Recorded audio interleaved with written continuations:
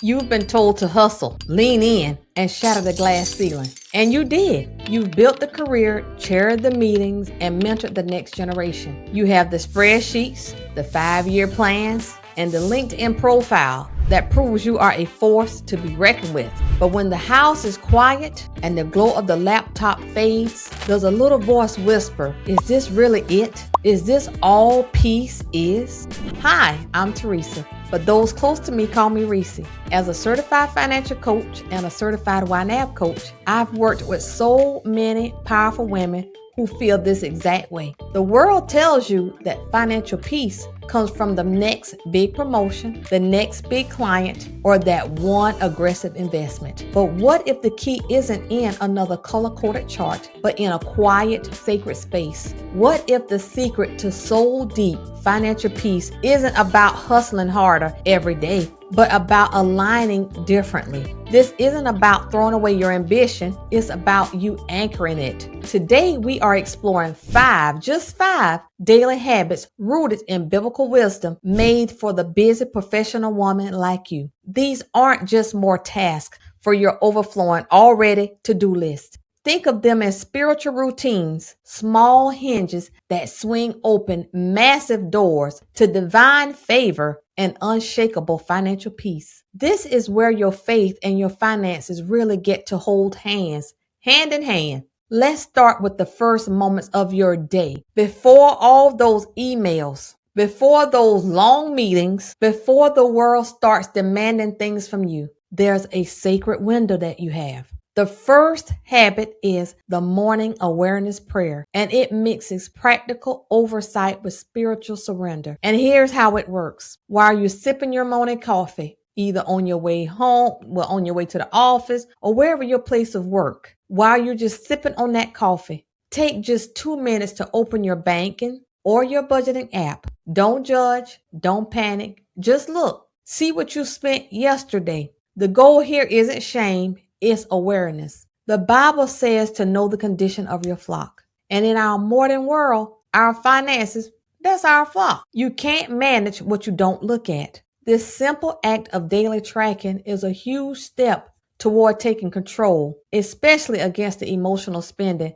that high-stress jobs can often trigger. Now here's where we bring it into the spirit. After you've looked, close the app, take a breath, and confess a truth over your money right then. You can say it out loud. I am a wise steward of the resources God has given me. We're anchoring this in Proverbs 21:20, which says, the wise store up choice food and olive oil, but fools gulp all of theirs down. When you say this, you're not just reciting a verse, you're declaring your identity. You're telling your money, your mind, and your spirit that you are a woman who builds, who stores, and prepares with divine guidance. This habit takes less than 5 minutes, but it's impactful and it's massive. It swaps morning anxiety for mindful awareness and chaotic spending for calm control. It starts your day not with a hustle, but with holy intention, setting a foundation of stewardship for every financial decision you'll make. Now, our second habit takes one of the most famous financial principles and turns it into a powerful act of your faith. You've definitely heard the phrase, I'm sure. Pay yourself first. It's a wealth building cornerstone, but we're going to reframe it as the pay yourself first tithe. The word tells you to save whatever is left over after you're done spending. But God's wisdom says to give from your first fruits. Proverbs 3:9 says, honor the Lord with your wealth, with the first fruits of all your crop. With this habit, we apply that same idea to our future. Before you pay a single bill, before that paycheck even has a chance to vanish, you automate a transfer of at least 10% of your income into a savings or investment account. And that could be your 401k if you're currently employed. This is so much more than just saving. It's a declaration of faith. You're telling God you trust His provision so much that you're setting aside a portion for your future before you even know how the rest of it will be spent. You're acting like the ant in Proverbs 6:6-8, which stores its provisions in summer and gather its food at harvest. The ant doesn't wait to see if there will be enough. It prepares. An ant, y'all, This is the habit that separates the financially successful woman from those who feel like they're always struggling. It's all about consistency, not the amount. And think about the power of automation. You set this up once with your bank and the work is done. It removes the daily temptation to spend that money and ensures your future self is cared for without draining your daily willpower, which as a busy professional woman, you know your time is limited. It's a limited resource. By automating your savings as a first fruits offering to your future, you're not just building a nest egg. You're actively practicing trust and moving from a mindset of scarcity, hoping there will be enough left, to a mindset of abundance, knowing you're building wealth from the very top. As a professional woman, you're constantly in high-stake environments. That's just what it is. You juggle pressure, deadlines, and the non-stop demand to perform. This stress creates powerful emotional triggers that can lead straight to impulsive spending. A tough day at work suddenly becomes a $300 online shopping spree, or a moment of frustration turns into an expensive dinner because you didn't plan before. This is where our third habit, the trigger check meditation, becomes your secret weapon. This habit is a sacred pause. It's a moment of intentional thought before you make a non-essential purchase. Whether you're standing in a cute boutique or your online cart is full, the practice is to just stop. Ask yourself one simple question. Is this a need or is this a want driven by my emotions? Take a second to check in with your spirit. Just check in. Talk to yourself. What are you feeling? Are you stressed? Are you feeling overwhelmed? Are you disappointed? I want to pause here for just a moment, because if you're listening right now and money feels heavy, you are not alone. So many women and couples tell me we're paying the bills, but we're still living paycheck to paycheck. We're carrying debt and we don't know which move to make first. If this describes you and you don't need a long-term program or a 3-month commitment, my Clarity Consultation program is designed just for you. This is a focused conversation where we look at your finances, identify what's keeping you stuck, and you walk away with clear, practical action steps you can take right away without it being time-consuming or so overwhelming. If you're ready to stop guessing and start making progress, click the link in the description to learn more. Now let's get back to it. Just be honest with yourself. You don't have to tell nobody.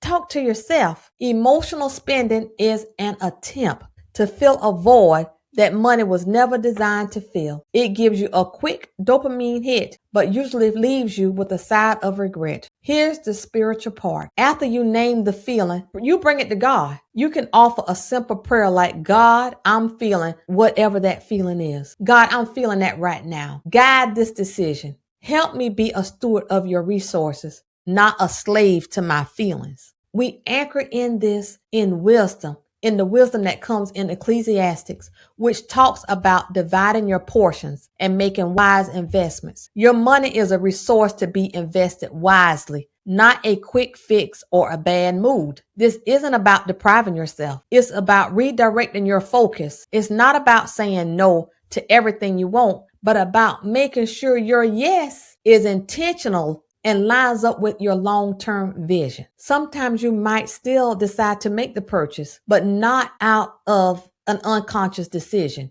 It's going to be a conscious choice and not a knee-jerk reaction. You'll be so surprised how often the desire just fades when you address the real emotion behind what you're trying to do. So now we're going to move on to gratitude. So much of your financial anxiety comes from focusing on what we don't have, the debt we haven't paid, the savings goal we haven't hit, the income we haven't reached, the focus of scarcity. The focus is on scarcity, really, when I think about it, and that is spiritually exhausting. So our fourth habit, the evening gratitude review, is designed to systematically rewire your brain from the feeling of the lack to a feeling of abundance. At the end of your workday, before you shift into your evening mode or routine, take 5 minutes with a journal. This isn't another task. It's a moment of holy reflection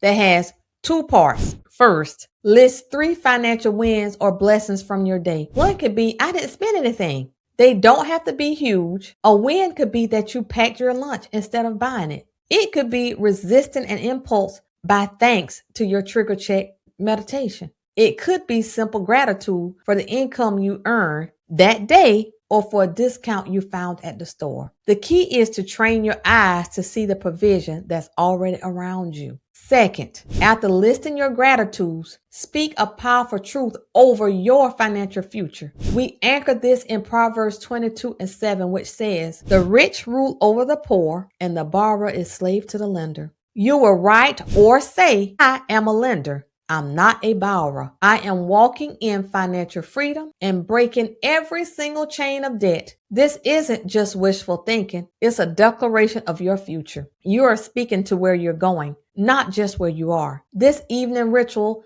doesn't have to be something profound. It ends your day on an empowered, positive note. Instead of carrying financial stress to bed, you release it and replace it with gratitude and hope. It reminds you of your why, the reason you're working so hard, your why. This practice ensures your financial journey is fueled by thankfulness for today and faith for tomorrow, sister. Now you have 4 powerful habits. But knowledge without action is just information. Real transformation happens when you start. So here's my challenge to you. Don't try to do all of this at once. Just choose one. Which habit resonates with your spirit the most right now? Is it the morning awareness prayer when you're sipping on that coffee? The pay yourself first tithe when you're investing in your retirement? The trigger check meditation? Is this my moves? Is this my emotion? Is this smart? Or the evening gratitude review where you look back over the day that God has given you and you write down 1 to 3 things that you are thankful for today that relates to your finances, whether that is skipping that cup of coffee or if that is, I brought my lunch and I didn't buy lunch. Just commit to practicing that one habit every day for the next week. Your life will change. Your feelings and your spirit will change. It will start getting in line with your values. So in the comments below, I want you to declare it. There is so much power in declaration. Right. I am committing to, and name the habit that you're going to commit to. Let's create a community of encouragement right here. And if you would like personal assistance with gaining financial clarity, please consider scheduling an appointment for a financial clarity session. The link is in the description below. I love to work with you one-on-one. And if you're ready to go deeper on this path, make sure you subscribe and hit that notification bell because we are just getting started. This final habit is what will sustain your growth for the long haul. Financial peace is not a destination. It's a path you keep walking and keep walking. The knowledge infusion ritual ensures you are always growing in wisdom. Here's the habit. Commit to just 10 or 15 minutes each day of intentionally increasing your financial wisdom. This isn't aimless scrolling. It's a focused infusion of knowledge for you. Maybe you spend 5 minutes reading a chapter from the book of Proverbs. That's a gold mine of financial wisdom on diligence and debt. Then spend the next 10 minutes reading an article from a reputable financial source, listening to a podcast on wealth building for women, or watching one of your favorite videos from a trusted expert. This is what successful women do. Warren Buffett, for example, famously dedicates huge chunks of his day to reading and learning. But we add a spiritual layer. As you learn, you're not just gathering data, you're asking God for divine wisdom. Pray, God, open my mind to understand these principles. Show me how to apply this to steward your resources for your glory. This transforms learning from a chore into an act of worship. This ritual also extends to your relationships. Once a week, try to connect with a mentor or an accountability partner, someone who is wise with money and can offer godly counsel. And don't forget, someone that you can trust. Proverbs 15:22 reminds us, plans fail for lack of counsel, but with many advisors, they succeed. Don't walk this journey alone. This small daily investment in knowledge will compound over time, yielding a massive return in confidence and competence. It ensures you're not just following rules, but developing true financial discernment.